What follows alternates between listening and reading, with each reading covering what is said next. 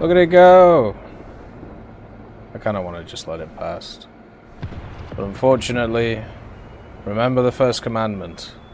No exceptions. Got it!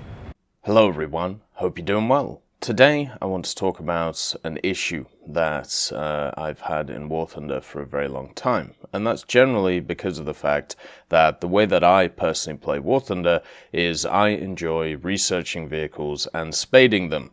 Now, spading vehicles in War Thunder is basically getting them fully modified, so playing them from a stock aspect where they have no modifications and getting them to the point where they are fully capable when you get all of their modifications. Generally, when I get all of their modifications, I'm pretty much done with a vehicle, unless I need it for an event, or I need it to get some authentic decals, or anything like that. So for me, my War Thunder experience is from the point of stock vehicles to spaded, and this can vary a lot depending on the vehicle. Some are a lot easier to spade, other ones are not as easy to spade, and it's generally based on how impactful are their modifications. There are a lot of vehicles in the game which have very impactful modifications. To give some examples, stuff such as the top ranking MBTs. A lot of them have Heat FS stock, and Heat FS is definitely not the meta round when it comes to vehicles at high tiers. APFS DSs, and generally high penetration, high muzzle velocity ones at that. Now, they've made the grind a little bit easier for these vehicles by adding a lot of them to have a rank 1 APFS DS, but it still is a little bit rough to be able to get there. There is also vehicles in the game like the Type 90s which don't have this still. They only have the JM33, which I believe is a rank 2 or 3 modification, so it's a little bit harder to get, therefore you have a slightly worse stock experience. And now with the fact that they've added a few more mechanics to the game, such as the laser rangefinder thing for realistic, where now when you use the laser rangefinder, it automatically rangefinders for you, so therefore you don't have to use the controls to be able to move it manually. It now basically means that that modification has now become even more useful to have compared to what it was before, therefore buffing the modification use, but if you don't have it, then it's obviously a negative. Now, over the last few months, there has been a few changes, especially to aircraft, which have been very positive in this department. Obviously, adding a lot of stock missiles to vehicles has been very nice to see, and hopefully we see more changes like that to improve the stock grind of vehicles as we go along. But today, I want to talk about an idea which would be very hard, if not impossible, to implement, but one which I think would fix a lot of the issues that I personally see in the game when it comes to spading specific vehicles. And it's kind of as simple as this. The idea of being able to modify a vehicle's BR based on the modifications that it has. The simple structure of this is as you gain more modifications of a vehicle, therefore what would happen is the vehicle's BR would increase. So when you are in a stock vehicle, it would have a different BR to a fully spaded one. Because as we all know, a fully spaded vehicle's performance can be completely different from that stock vehicle's performance. If you want to give an example, or any examples which would work well, you could look at any high-ranking MBT. Let's take, for example, the T80U, which was one of the more recent ones that I personally spaded. So you start off, you don't have parts, you don't have FPE, you aren't able to really repair yourself. You can, they did lessen the fact that not having parts has, where you can like pseudo repair your parts, but it doesn't really work very well.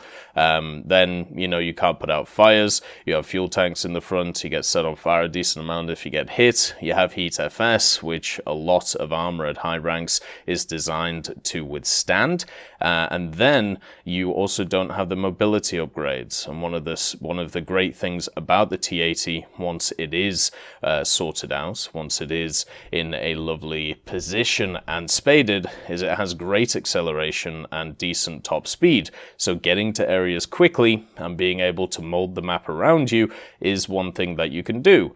But when you're stock, you can't do this because a lot of other vehicles are a lot faster than you. So you end up in this situation where you are just not that useful. And then also with some other maps being added to the game, such as Red Desert, and also stuff such as Maginot Line appearing quite highly at top tier. Now what you end up having is these larger maps where trying to be able to actually attack people with Heat FS from Gracer Ranges while they normally have laser rangefinders and APF SDS, it's just not a good experience. You can't kill them, they will just annihilate you, and it's one of the big reasons why I prefer having small to medium and large maps at high ranks instead of just the large maps, which some people claim for. Because when you don't have the meta rounds, it's very hard to play those maps and not very fun at all. But with the T80, the experience of it, even when it's half spaded, when you have that engine, when you have the tracks, when you have the laser, when you have the 3BM46 or even the 3BM42, when you have parts and FBE, it is completely different to when you are stock. Meaning that depending on what level of modifying I am with a vehicle, it changes my playstyle. Generally, as I get more modifications, I feel a lot more confident, I can play more aggressive, and generally that ends up in more kills because the vehicle itself is in a much better position. I've also been playing the Rise recently, the M60 Rise, and that is also a great example of this. Once I got the majority of modifications, I started racking up kills, I started doing well with it, but when I was stock, when I had only the APDS, that was just not the case. You're a slow, lumbering M60 against stuff such as T64s, T72As, and in worse scenarios terms, and it's just a really, really bad scenario. So the idea of having something such as a modifying BR or a varying BR based on your modifications makes sense to me because of the fact that you have these scenarios where you have vehicles which are completely different depending on how many modifications they have. Now, the basic way that this would work is you would have to obviously do it in a tier system. So you would have a range of BRs, probably 0.3, 0.7, 1.0. So when the vehicle is at a point where it is stock, it will be, let's say, at 8.0. When you get something such as parts, FPE, and APF SDS or whatever round is available at rank 1, then it gets upped by 0.3 BR. Then once you get some of the mobility upgrades, e.g. filters and engine, then what ends up happening is you go up by 0.7, and then when you're fully spaded, you go up to 1.0. Now, one of the issues with this idea is simply that what will generally happen is people will miss out certain modifications. So when you actually get up, to try and dodge the fact that you're going to go up in BR if you get the modifications. So they'll grind out all of the other modifications instead of the ones which will up your BR. So the way to solve that issue would be to make specific ranks of modifications. Right now we have 4 ranks, so instead you would have 3 ranks of modifications, and you would have to go line by line on the modifications that you get, and when you get all of, let's say, rank 1 modifications, that unlocks the rank 2 modifications, but at the same time, by unlocking all those rank 1s, you get put up by 0.3 BR. So therefore there wouldn't be a way of being able to manipulate the modifications themselves in terms of your BR. The other thing you would also not be able to do is when you've unlocked modifications, you would be able to uninstall them, because obviously we have modifications in the game such as extra armor, and also the VFW modification, which makes it either flap up or flap down. You would have to still make it so people could install and uninstall them, but when you have actually unlocked the modification, that is when you are, that is when your BRs increase. You won't be able to, let's say, uninstall modifications and then go down in BR to try and manipulate the system.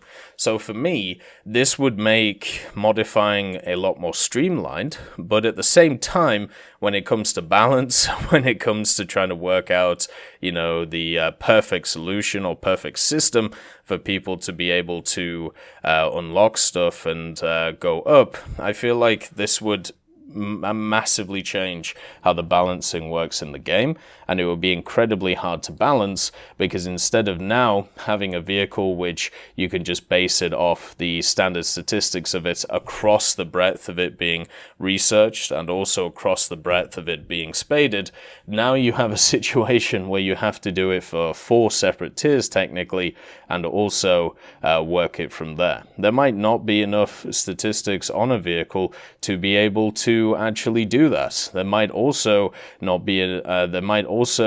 be a situation where once a vehicle is added first in the game, maybe a lot of people pick it up and have a great time in it, and then do really well in it. Therefore, it goes up in BR as a stock sense, and then it's just absolutely horrific to play because of the fact that its modifications obviously have a big factor on it, and also at the same time it does cut into the monetary side of things. At the end of the day, when it comes to modifications, a lot of them are designed to be able to make the grind a little bit annoying, so therefore you spend GE on it, and the lowering or the upping of the GE prices makes it so Gaijin can make some money on it, so therefore we have to look at other avenues for them to make money. We've talked about customization of hangars, we've talked about many ways that monetarily Gaijin would be able to come back from losing the monetary value that they have when it comes to their modification things. So overall, a simple solution to me when it comes to the stock versus spaded issue would be to lower how useful modifications are compared to what they are now. So instead of parts giving you the ability to fully repair stuff, maybe it just reduces the time it takes to repair things. FPE gives you an extra FPE instead of just 1. Then with rounds, maybe you get 5 of them as a maximum, and then if you unlock the modification, you're able to take unlimited amounts depending on how much your vehicle can take. You could easily lower the use of the modifications to the point where it would be a lot more manageable, but at the end of the day, the perfect solution would be modifying vehicles, BRs, based on the modifications that they have unlocked at the time. The problem is, perfect isn't always reality. Actually, it pretty much never is reality when it comes to it, but one can hope in this scenario. I hope you all have a wonderful day, and I'll see you next time. I'd like to thank BRFC, Swollen Ostrich, Teddy, John Ryman, Universe A, Conte Baraka, Eugens Terry, Ambrosius McClellan, Daniel Stanton, Martinez, B. Young, Lafouche, Barine, and Samuel Schlick for supporting the channel.